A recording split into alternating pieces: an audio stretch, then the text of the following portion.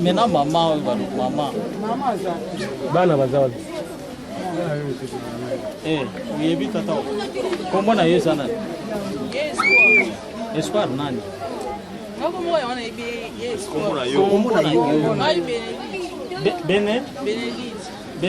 Benedict qui Umba uyebi tata asala comme ça l'année on a eu des voyages n'est que calme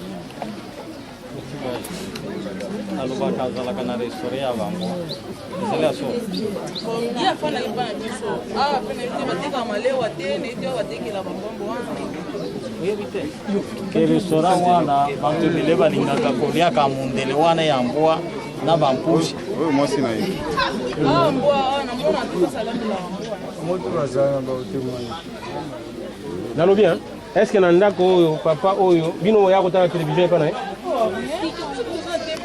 papa na bino avant kufa ya abanako ya kopema mpepe moko wao kanga mbanga nayo papa na bino abanako ya kopema kozwa mpepe wao ipana ye kotala télévision zipo wa mission David ya mokolo oya na ndenge bano fonda ni personne boso ndanga abano fana l'ex-RNR hotel information ekoki akoti na ndako abano tala information ndako ezalaka chambre salon des chambres salon bien studio eza des chambres salon eza muketo munene eza munene moi munene beba activité wasalaka oyebi yango te mais ba oyo bafandaka awa lokola bakolo mama kama mama pe akomande kobela sa voisine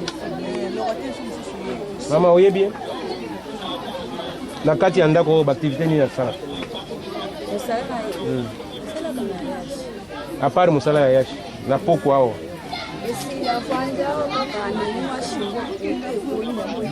kimboki oyo ya ndenge nini Kakongo. Boyebisa biso est-ce que bana mibali ebele bayaka wa to bayaka wa te. Aza mo centre comportement na eza kitoko.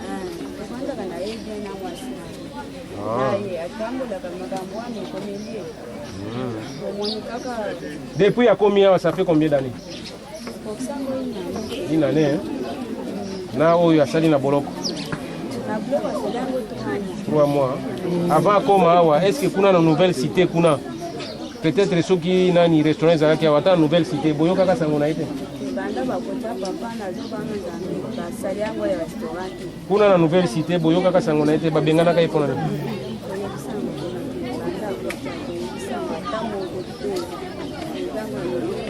Mais maman moko mwana na ya kufi na munui.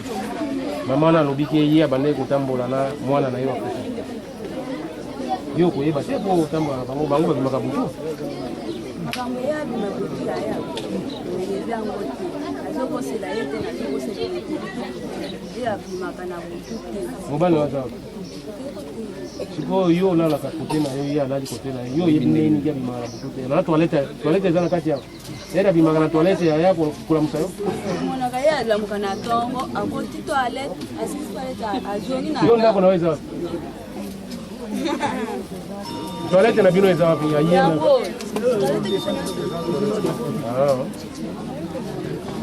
Merci Monsieur le Président. Merci Monsieur le Président de la part m'accorder du Sénat de la proposition.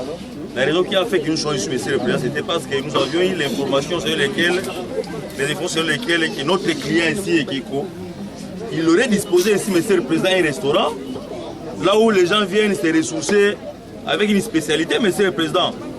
Soit disant qu'il est un amateur de la viande du chien. Mais nous sommes arrivés, Monsieur le Président, sur le lieu, nous avons constaté tous, il n'y a aucun restaurant ici. Et on n'a même pas vu là où on pourrait mettre Monsieur le Président et nous, un restaurant. Nous avons tiré le conseil de droit quant à ce quand le mois sera, Monsieur le Président, nous avons dit. Oui, Monsieur le Président, la personne qui a sollicité pour que la descente soit effectuée à la résidence de Monsieur du prévenu Ekeko, c'est son avocat. Sachant bien que, Monsieur le Président, ici, il est nouveau. Il est nouveau, il habitait le quartier cité, Nouvelle Cité. Et dans nos procès-verbaux, dans les dossiers, son nom est cité. il serait aussi mieux de descendre de là où il habitait avant. Si ici il n'avait pas un restaurant, mais de l'autre côté il avait un restaurant. Et en plus de cela, Monsieur le Président, la maman du défunt vient de vous confirmer qu'il reconnaît M. Ekeko. La personne décédée, c'est son petit à lui. Quand il fut à la nouvelle cité, Rosie se rendait là-bas. Pas ici, Rosie ne se rendait pas ici, mais à la nouvelle cité. Monsieur le Président, Ekeko est cité dans l'association de malfaiteurs. Ekeko connaît bien Lumba, connaît bien B13. La preuve en est que nous avons même leurs photos, Monsieur le Président. Mais ici, il est nouveau. Il est nouveau ici.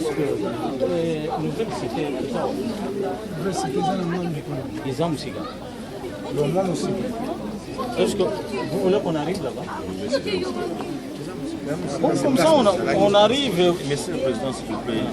Monsieur le Président, merci de m'avoir accordé la parole. Monsieur le Président, le contrat judiciaire qui nous lie dans cette cause, il s'agit de l'association des malfaiteurs. On a bien spécifié que les prévenus auraient réussi chez lui, Monsieur le Président. Mais c'est ici son domicile, Monsieur le Président. Nous attendons le mot porté, Monsieur le Président, on va découdre. Merci, Monsieur le Président, pour votre sagacité.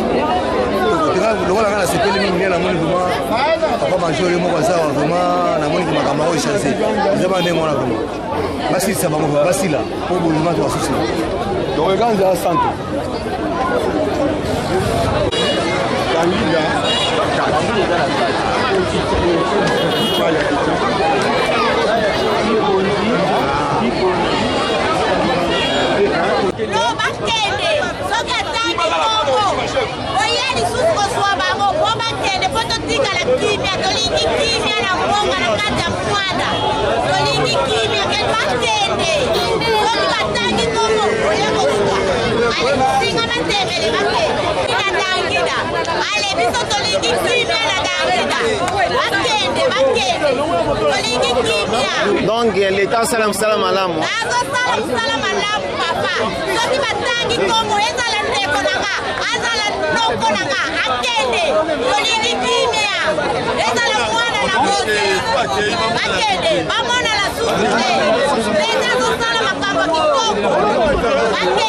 Voilà moto.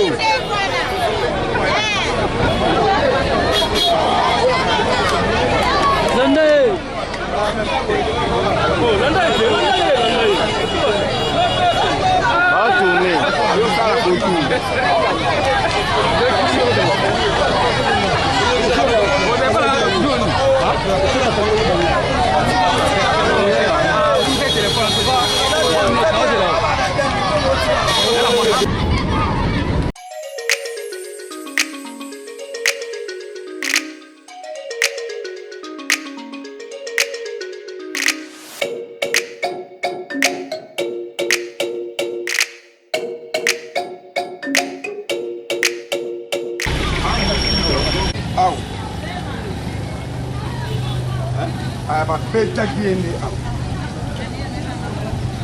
awa place babetaki ye lokola nga na fukila toya boye cipe awa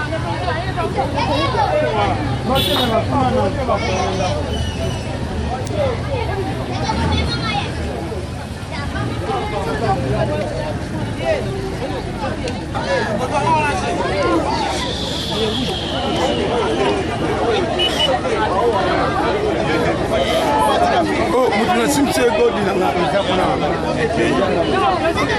ekende baokanga bango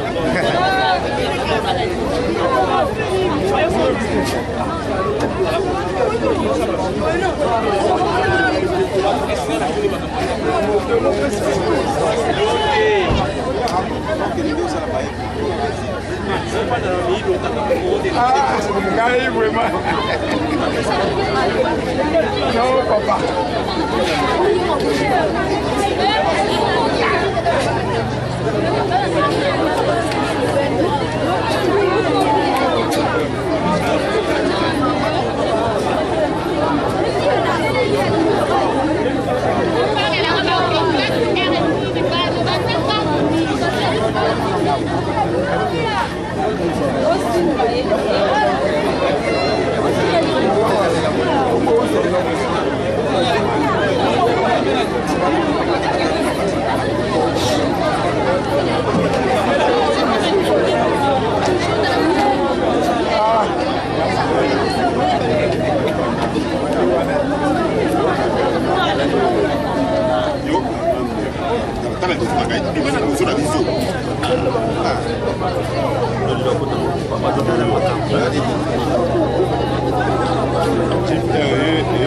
Merci, Monsieur le Président. Nous voulons quand même poser quelques questions.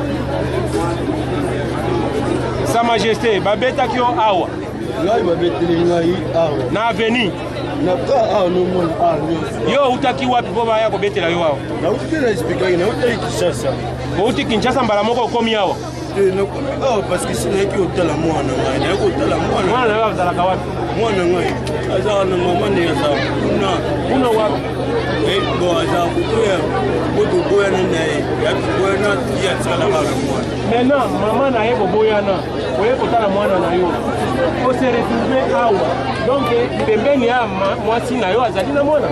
Azala aza akantsa na ngambo kuna mena koto yaki kosala nini? Kuna yaki na opema tekeza. Opema ki epa ya nani? Opema ipangu te. Sumishimo opandi awa.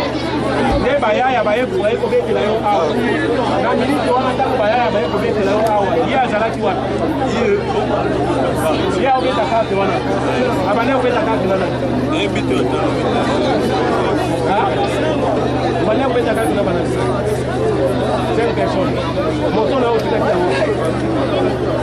Sikoyo place biso to utaki. Barabara munene. Yo ukiboma yo ko déposer client. Côté oyo.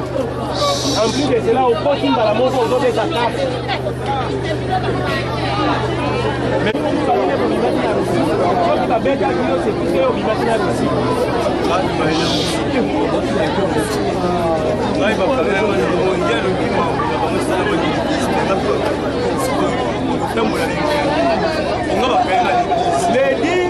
na 1h du matin, de Bokoti, Oiba. Dès 5h du matin, il est sorti ici. Mais yo va bangayo les 10 vers 9h. Ça c'est bon, non? À 4h du matin, on l'a incendié, non? On l'a brûlé à 4h du matin. Parce que les 10, on a 9h, des informations, les Kinder famille, on a maillé Pakandio à Monsieur le Président, nous sommes sur les lieux où on avait arrêté les deux criminels. Et le criminel Lumba, après avoir molesté Monsieur le Président, il voulait prendre fuite. Il voulait s'échapper.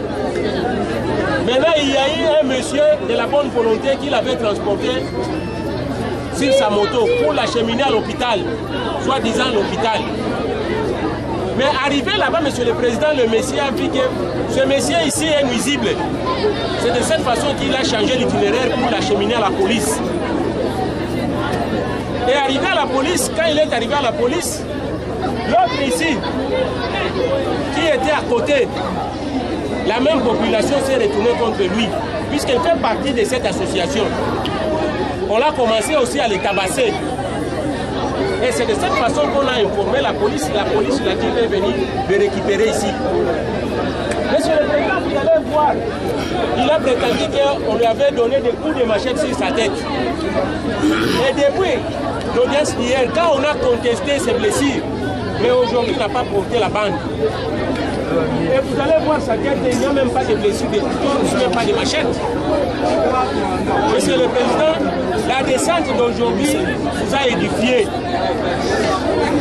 Vous a édifié et il n'y a plus de match, Monsieur le Président. Nous savons bel et bien que ce sont qui ont monté cette opération. Et en plus de cela, après avoir commis les forfaits, l'un d'eux, la personne qui était initiée, reconnue par eux-mêmes, ils ont posé la question à la maman du défunt que Zokamon n'a pas à Ibaka. C'est-à-dire que le défunt, bien sûr, fait partie de cette association. La maman du défunt nous a confirmé que le défunt se reconnaît avec Ekeko aussi. Quand Ekeko habitait Nouvelle Cité, son fils s'est rendu là-bas, Monsieur le Président. C'est-à-dire qu'ils se connaissent, même si c'est pas de dire ici, voilà, moi je ne connais pas l'autre ici. Mais le lien d'arrestation, c'est le même lien, Monsieur le Président. Lui quitte Kinshasa, l'autre quitte Boma, ils se rencontrent ici. Et si vous posez la question, où est cette moto?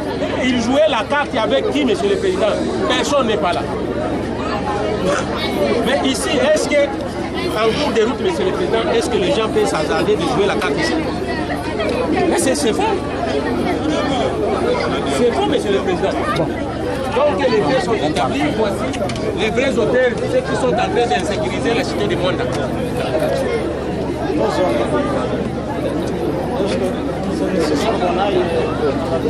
La nouvelle cité, moi je ne connais pas, puisque la nouvelle cité, maman du défunt nous a confirmé que son fils se rend souvent chez Ekeko.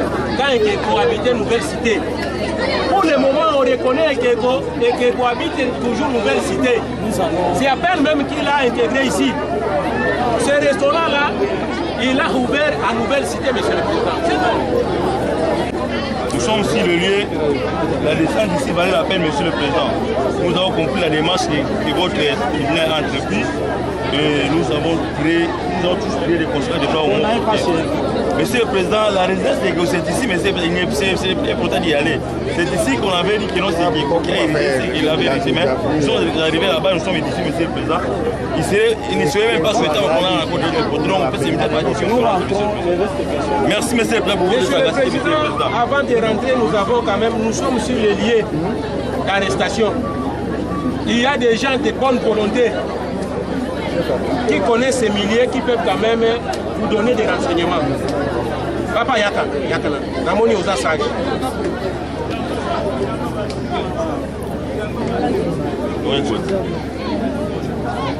Monsieur le Président, voici les gens de bonne volonté, puisqu'on dit que la sécurité c'est une affaire de tous. Il est citoyen congolais, Alingui Apesayo éclaircissement.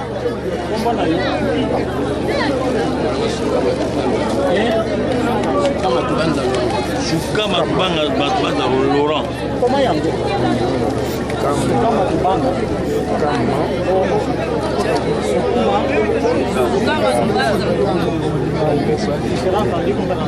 Comme renseignant.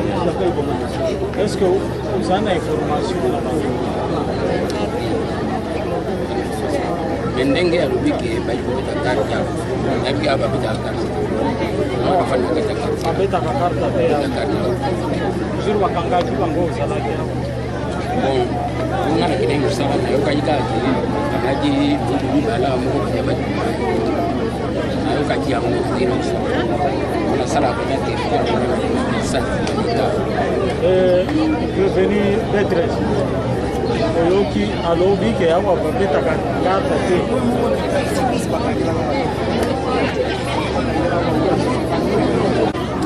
nous a renseigné alobi ke babeta karta te yo réaction na yo nadi ambao la kisanda yende mutamona amefadia mtoto biki awa beta karta bamela karta ambao kaka tomona kabana mke wana ba kuluna bayaka na tongo awa bano ba kuluna mais ba beta carte te ba kufanda soki ko na présence na ba soki ba beta carte c'est na diamba awa ba kuluna ba tonda kai awa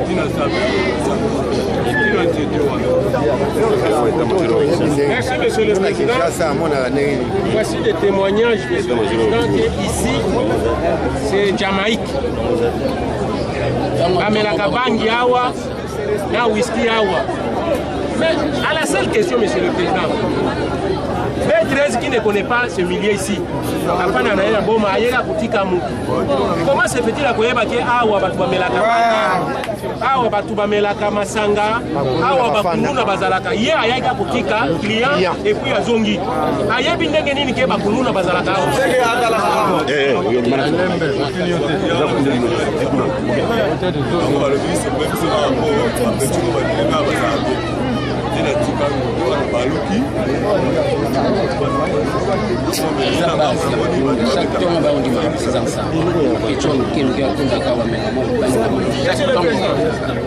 atangi awa ke asombaki masanga pas sebalo sebalo mais quelqu'un qui est avisé par ses clients que awa quartier oyo batu ya mabe bazalaka awa akitisi bango awa.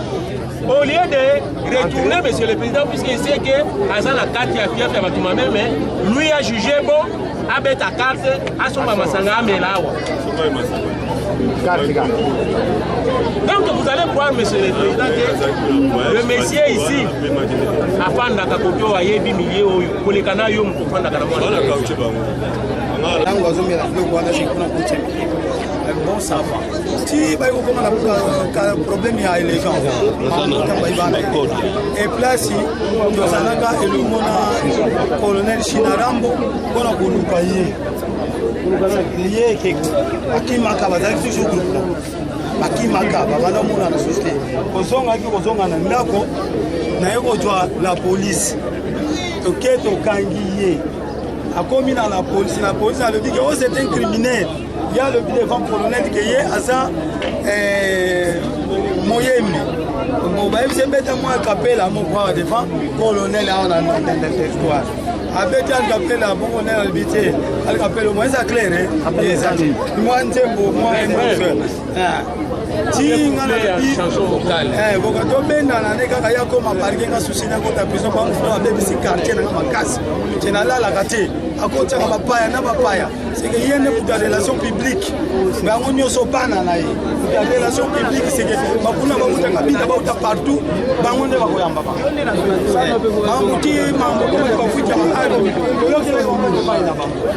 si tokomi parke na parke ne ba kopera kila mwana mwaza na kasho kuna baiba ke longo mwana na lobini ni keye ayiba kite ba yuko sanza ina na le tabo sanzi awa asale la ma papier na carton ma vanda susu ayiko boya ba vanda susu na nouvelle côté na ngakuna ke tini na ko sala ba yuko makuna de document ta partir ya procureur na parke ba yuko longwa na nouvelle ba yuko to le kicha ma continuer musala c'est que baba na mabe ta uta c'est que mabe ya makazi c'est que même au temps de samate ali msangate azaki so kutikana nzela fali kana ali msangate message c'est-à-dire azali mwana ya kala ya kala zamu payate mwana ya kala batambole longo na watu barango kakoyo koyo batuko tumba ha na magambo tro azata kala izate mkalelo ayelelo ti akuche kokola neno sakolia makambo neno sa développer awa. Est-ce que vu que Chinamoni vous allez quand même très important si possibilité il y a na territoire otala un peu même votre source chaleur aussi chaleur regardez là oui bisa tribunal maintenant est-ce que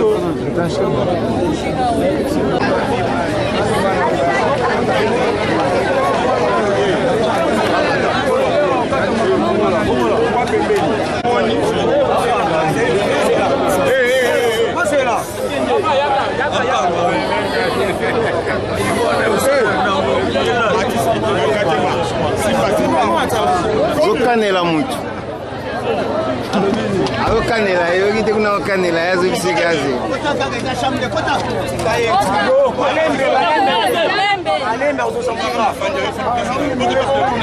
balobi oyemba kekeko ya solo Wadoza musicien ça moi a capella walobi.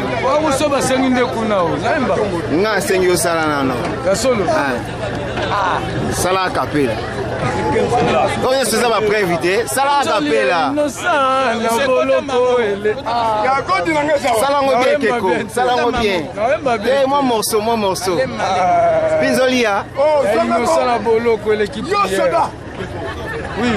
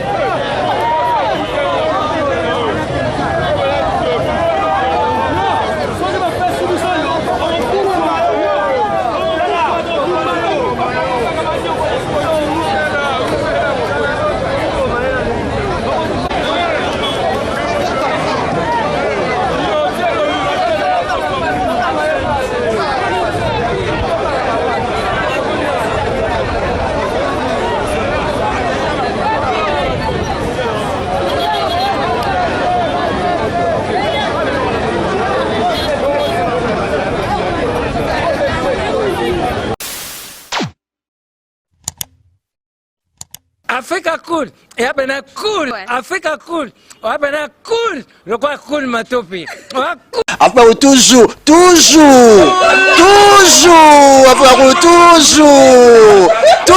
après cool. C'est bon. Et ça chaîne est bien. Et puis vous êtes très rapide. Et ça très rapide. Et ça chaîne moko, bah quoi ça a bien confiance. En tout cas, nazo senga na bato oyo nanu ba souscrire te bazwa. Donc, eza vraiment neti oyo balobaka ke boka lelo, lamba lelo, lia lelo. Vous voulez le Congo pour que le Congo devienne cool, pour suivre les cool analyses, alors revenez et abonnez-vous massivement. Massivement. Alors beaucoup de gens ils pensent que l'Afrique cool donne l'information en temps réel. Mais je ne crois pas cela. C'est-à-dire l'Afrique cool donne l'information en temps réel et en temps chirurgical. Si tu ne suis pas, tu as la crise cardiaque. Qu'est-ce que tu penses de l'Afrique cool? C'est pépélé. Africa Cool, c'est la destination de prédilection pour une communication optimale. Longo Dianabino Maman. Africa Cool Télévision est une chaîne qui est en train de réunir toutes les tendances. Donc les chrétiens s'y retrouvent, les païens s'y retrouvent, les politiciens s'y retrouvent, les femmes ménagères s'y retrouvent. Donc Eza Eloro na biso to sepela ranango yango chaque fois son aye na Kinshasa, il faut namona Africa Cool. Et au monde de la chaîne Oeza impartial. Le rôle de Babino, vous méritez le soutien de la population ainsi que des institutions compétentes. Je vais placer un petit mot par rapport à la récompense Oyo.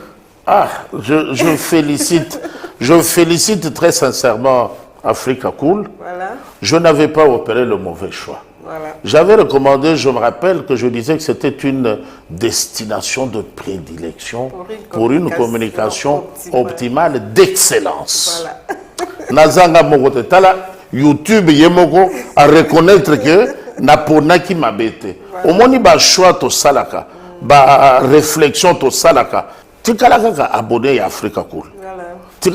Comme ça, tu partages. Bravo Africa Cool. Merci beaucoup. Bravo Bino, tu s'abonner parce que trophée Ezali à Bino, Ezali partagé. Voilà. Moi, je me sens aussi copropriétaire, il y a prix Oyo. Voilà. Bravo Africa Cool. Merci beaucoup.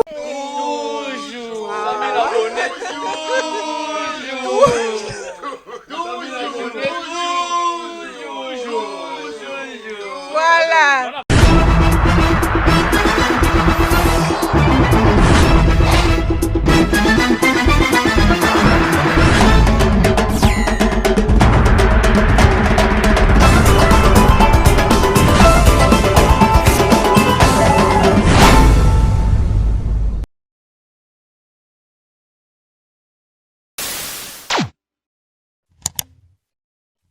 Africa Cool, et abena cool, Africa Cool, abena cool, le quoi cool matopi. Enfin, toujours,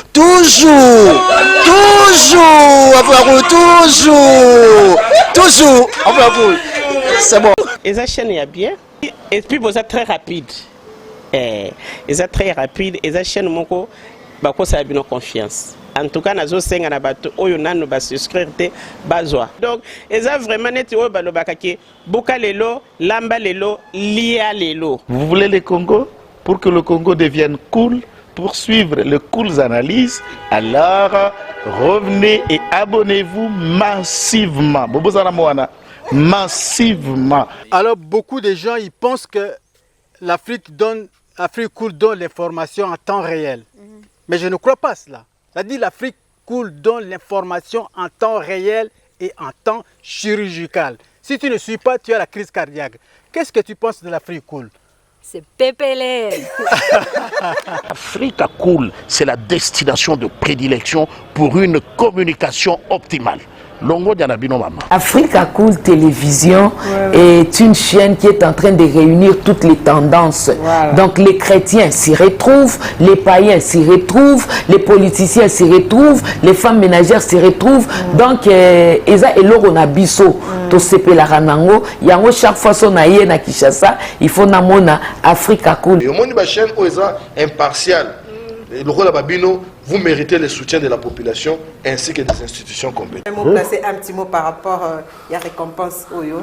Ah, je félicite très sincèrement Africa Cool. Voilà. Je n'avais pas opéré le mauvais choix. Voilà. J'avais recommandé, je me rappelle que je disais que c'était une destination de prédilection pour une communication optimale d'excellence. Voilà. Nazanga Mogote Tala, YouTube Yemoko à reconnaître que Naponaki m'a bêté. Au moins, il y a choix to salaka, ba réflexion to salaka. Tu as abonné à Africa Cool. Voilà.